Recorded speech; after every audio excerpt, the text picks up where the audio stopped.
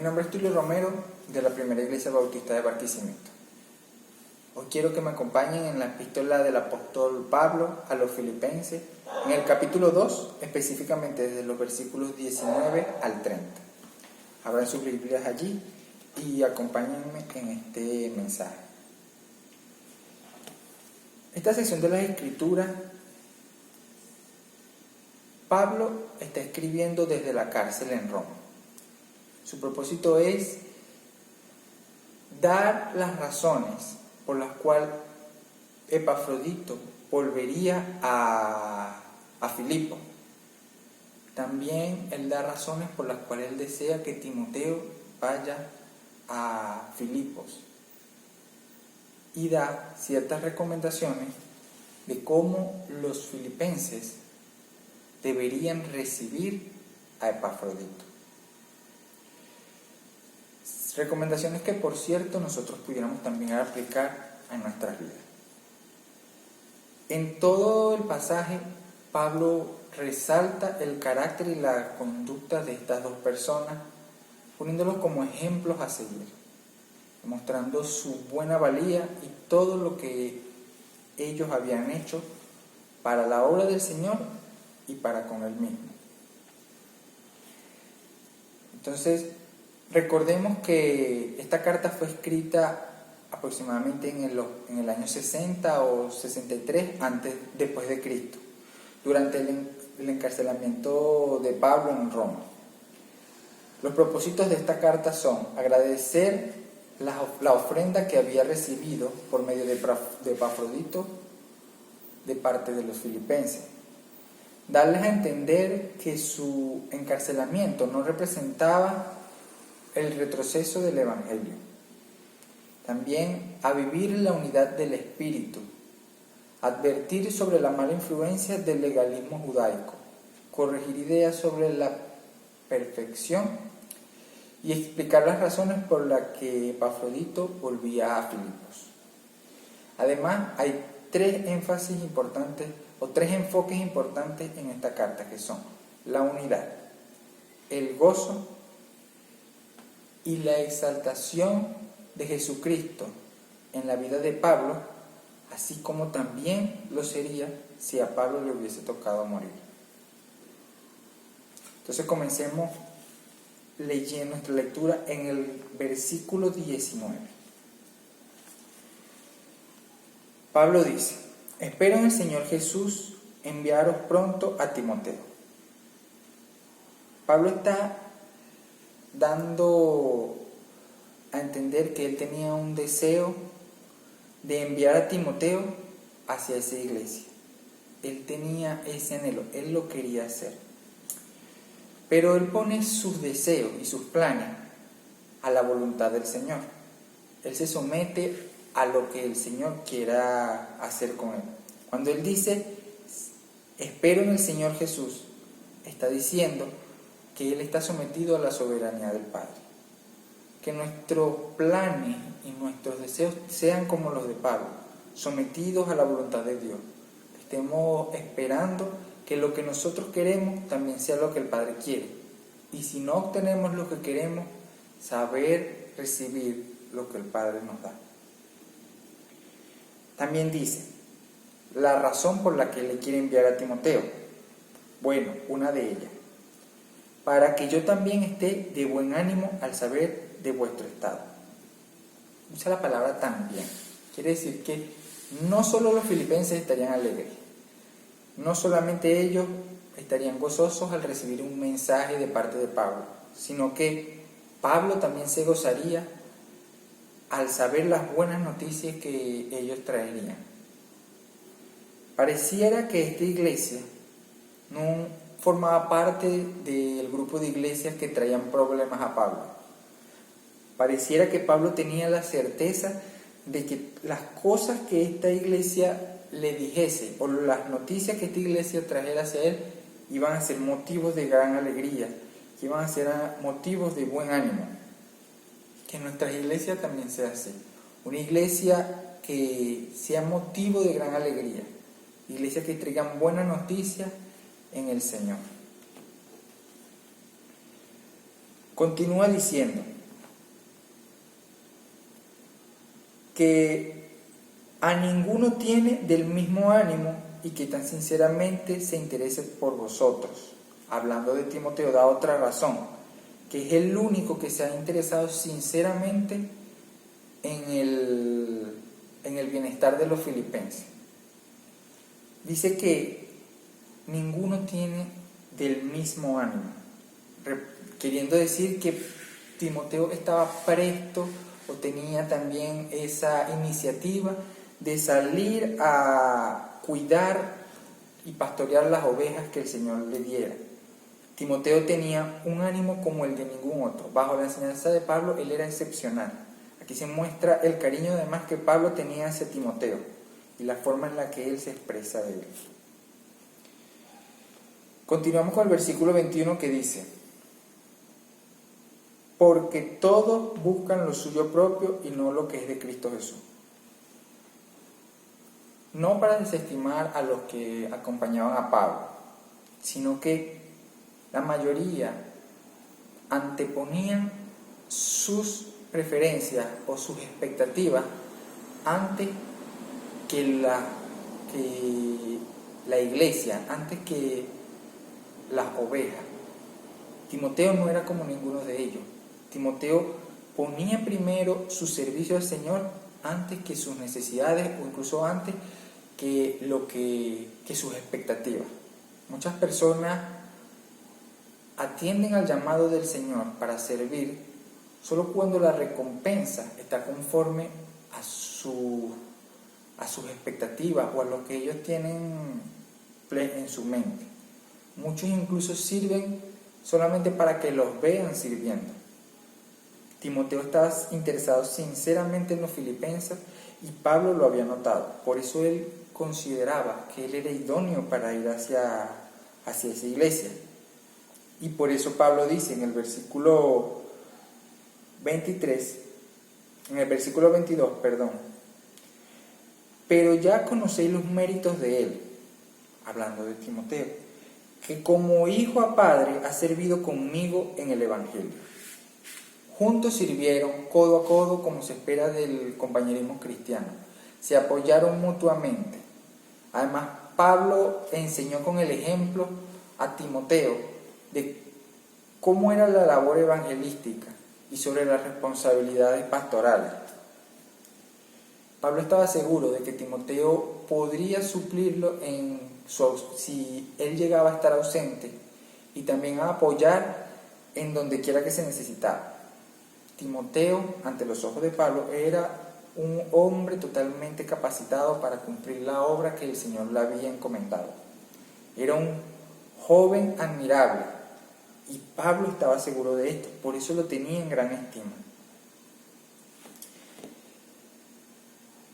Pablo continúa diciendo en el versículo 23: así que a este espero enviaros luego que yo vea cómo van mis asuntos. ¿Cuándo enviará Pablo a Timoteo? Luego de que él resuelva la situación particular en la que se encontraba, pues él estaba preso. Él lo que quería decir es que cuando recibiera su sentencia con el jurado ante los tribunales, él enviaría la noticia con Timoteo. Pero que fuese lo que fuese, él estaría preparado para recibirlo. Y de nuevo muestra su confianza en el Señor cuando dice en el versículo 24: y confío en el Señor que yo también iré pronto a vosotros. Aquí se ve el corazón de Pablo. ¿En dónde estaba su corazón? Era un hombre que confiaba plenamente en el Señor. A pesar de que ponía sus planes ante la voluntad del Señor siempre, él estaba confiado en que Dios lo ayudaría, sea como sea. Muestra el deseo que él tenía también de ir hacia los filipenses. Pablo se encontraba en una situación de tristeza. Pablo estaba encerrado, encarcelado. Y su deseo era ir a reunirse en la iglesia en Filipos. Durante esta pandemia, muchos de nosotros nos hemos tenido que ver encerrados en nuestras casas. Y es triste ver como cuando se abrieron los templos se veían vacíos, pues muchos hermanos ya se habían acostumbrado a ver los cultos o las predicaciones por las redes sociales y en las comodidades de sus hogares. Habían olvidado lo importante o el anhelo que se debe sentir para reunirse con sus hermanos. Pablo quería reunirse con sus hermanos. ¿Usted también quiere reunirse con sus hermanos? En el versículo 25 pasa al segundo punto principal de este tema, y es que él explica por qué o las razones por las cuales él envía a Epafrodito de regreso hacia Filipo. Dice: mas tuve por necesario, queriendo decir que fue casi obligatorio, enviaros a Epafrodito. Hablando de Epafrodito, dice que su hermano, colaborador y compañero de milicia, alguien a quien le tenía aprecio, alguien con el que se podía trabajar y alguien que tenía la disciplina para seguir el Evangelio. Dice que Epafrodito era mensajero y ministrador de sus necesidades, pues él le había enviado una ofrenda, él traía una ofrenda de parte de los filipenses a Pablo. Eso lo veremos en el capítulo 4. Pero también podemos entender que los filipenses lo habían enviado con el motivo de que fuera un siervo personal de Pablo. Pero ocurrió lo que nadie esperaba.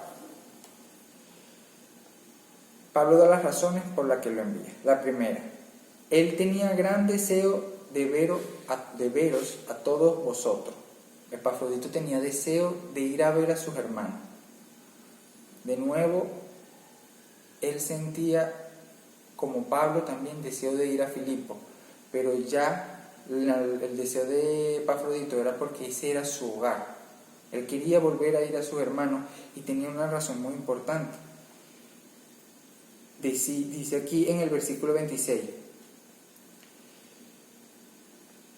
y gravemente se angustió porque habíais oído que había enfermado. ¿Qué particular era el carácter de Epafrodito? Él se angustió, o sea, él se preocupó por sus hermanos filipenses cuando se enteró que ellos se habían enterado de su enfermedad. Antes que preocuparse por él mismo, Epafrodito se preocupó por sus hermanos.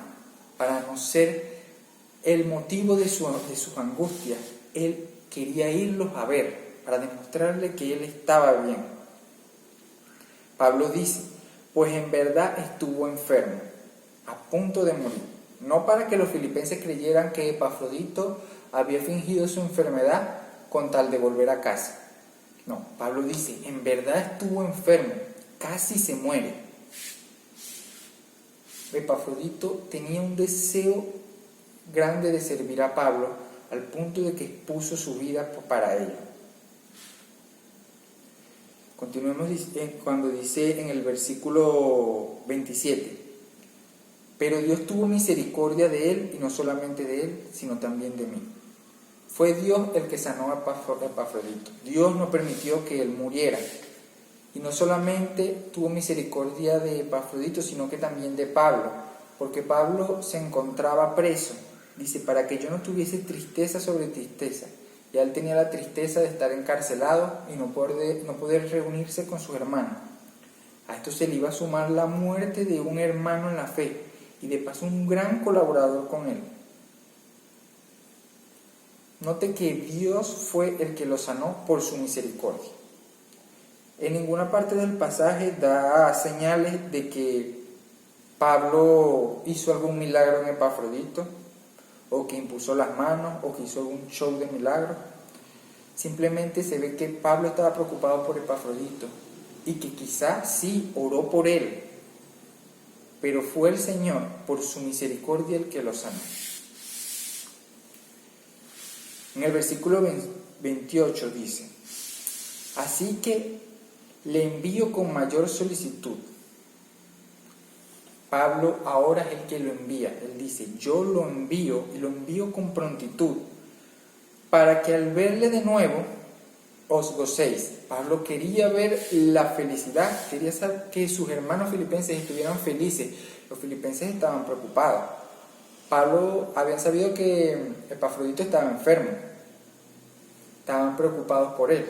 Cuando lo vieran con sus propios ojos que estaba sano y que además traía un mensaje especial de Pablo, se iban a alegrar en gran manera. Y Pablo también quería alegrarse con ellos. Dice en el mismo versículo 28, para que al verle de nuevo os gocéis y yo también esté con menos tristeza. Pablo se alegraba de la tristeza, de la felicidad de sus hermanos. Tenía menos tristeza cuando sabía que sus hermanos estaban felices. Y así deberíamos ser nosotros también. Alegrarnos cuando nuestros hermanos estén felices.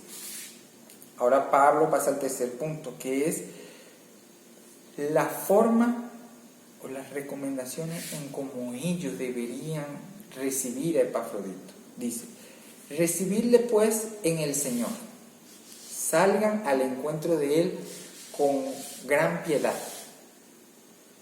con todo gozo, con alegría, que él note que ustedes están contentos porque él está de vuelta en casa. Y además no solamente lo hagan porque yo lo digo, dice Pablo, sino que tened en estima a los que son como él. Hay que tratar de forma cariñosa y de forma muy especial a todos los que son como Epafrodito. ¿Y cómo es Epafrodito?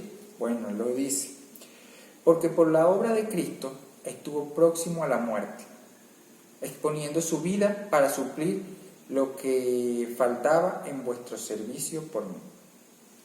Epafrodito expuso su vida con tal de cumplir la tarea que se le había impuesto. Él sabía que servir a Pablo era tan importante como los otros ministerios. Era un hombre humilde que, como bien vimos, anteponía la importancia de los demás a la de él, incluso a Pablo. Quizá Epafrodito quería quedarse con Pablo, quizá él quería terminar la tarea, él quería servir a Pablo de como se le había mandado. Por su enfermedad no lo pudo hacer, pero Pablo dice que lo reciban con gran gozo, que él no se sienta,